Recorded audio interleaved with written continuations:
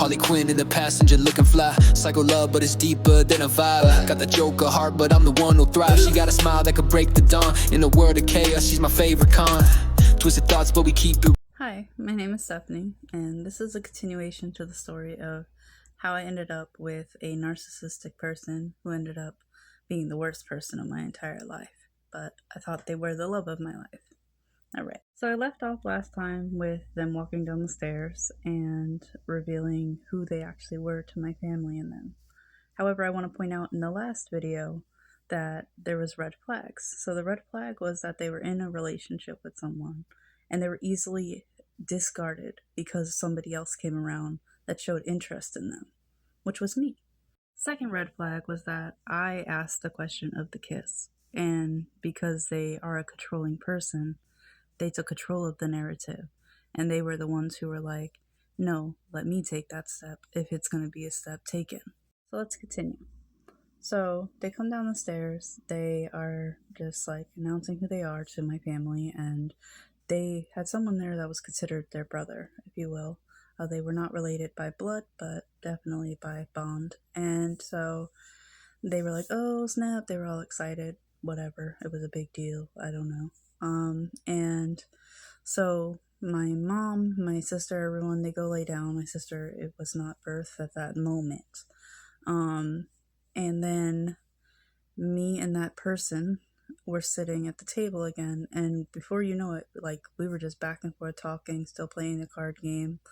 We ended up, her phone kept going off, and me, being me, I was like, that thing is so annoying. I didn't have a phone at the time, and they were like, what, this? And I just remember that. I remember that feeling of security, like nothing was more important than that moment, you know, and they turned it off, or at least I thought they turned it off. But long story short, later on in life, I found out that wasn't the case. They just turned it on silent. But they did that, at least in my mind, for me. And so we were talking, it was like my best friend, I swear to you, for hours. And next thing you know, it was time for them to go. They have kids, you know, so it was almost 6 a.m, and I'm like, you're never going to talk to me again. Like, this was going to be the best day of my life, and we're never going to talk. You're not going to call me. You're not going to call me. Well, they go outside my door, and they called me immediately. Like, it was a good-ass feeling, you know? Like, I felt super important from somebody. I felt like I mattered, you know?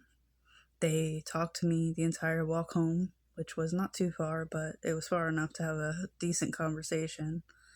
And then we didn't talk that whole day. Later on in that day, we started what I would consider like chats on the porch, you know, like that's all we did. We talked about everything, their likes, their dislikes. I swore to them I would never fall in love with them. I would just be their best friend. They would be mine, and then that's how it would go. I mean, I felt like I loved them. This was like about 2 months of just doing that, you know, every night we would do the same thing. Nothing progressed from there. It was just conversation. They did help me with school, trying to learn math and stuff during the day, but at nighttime we would sit on the porch and we would just talk and talk and talk. Then they started disappearing, and I was really confused, and I didn't understand what I did wrong. So me being me and a people pleaser, I'm like, just tell me what I did wrong. I tried to call them and tried to do everything. 15 confused. And you know, we were just friends, and you know, but I definitely loved them at that point, and I didn't want to tell anybody. And I was talking to one of my cousins who I ended up telling that to, and they told my entire family. It was so embarrassing. But so the person, the one that was across from the bench, they came over and they addressed it, and they asked, like, do you love me? And I said, yeah. And they said, I'll talk to you about it later. Well, I go regular, you know, sit down on the porch, and we were talking, and they were like, I can't tell you. And I'm like, tell me what? Just tell me. Like, this is not a problem. Like, just tell me what the hell is going on. And they tried to run. They sprained their ankle. They ran to the beach. And at the beach, they said that they were in love with me. And I almost did lost my whole fucking mind. And I was like, I'm in love with you too. And we kissed. I was terrified to go in the ocean, but they walked me into it. And they made me trust them. And I felt safe with them. And we walked all the way into the ocean. And, yeah, I don't... yeah, so that happened. And then,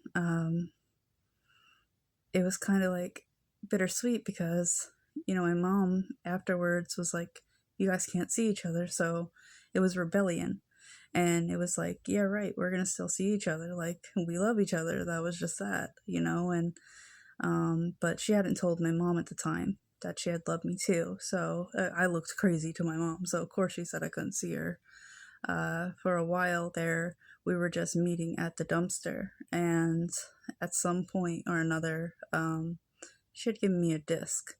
Now, yeah, it's back then where we had discs and CDs, and it was a purple disc, and there was 12 tracks on it that I could name every song on, and I used to play it every day, all day, and eventually, I got fed up, you know, and I was like, you need to tell my mom, because fuck that, and she had called my phone and left a voice message talking about, you know, because I had said I just don't want to do it anymore. And she was like, fuck that, I love you, and on the voice message. And I'm like, well, then tell my mom.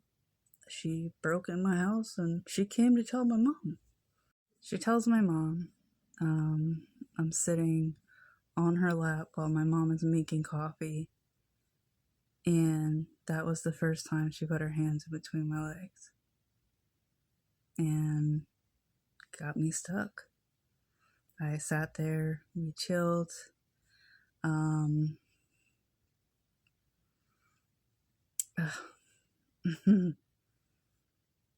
Yeah. And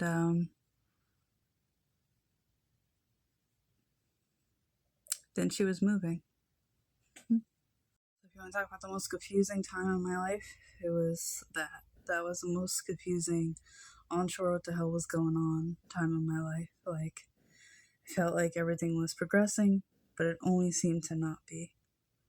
But that's all for this time. I love you guys. I'll talk to you next time. When in a world so dark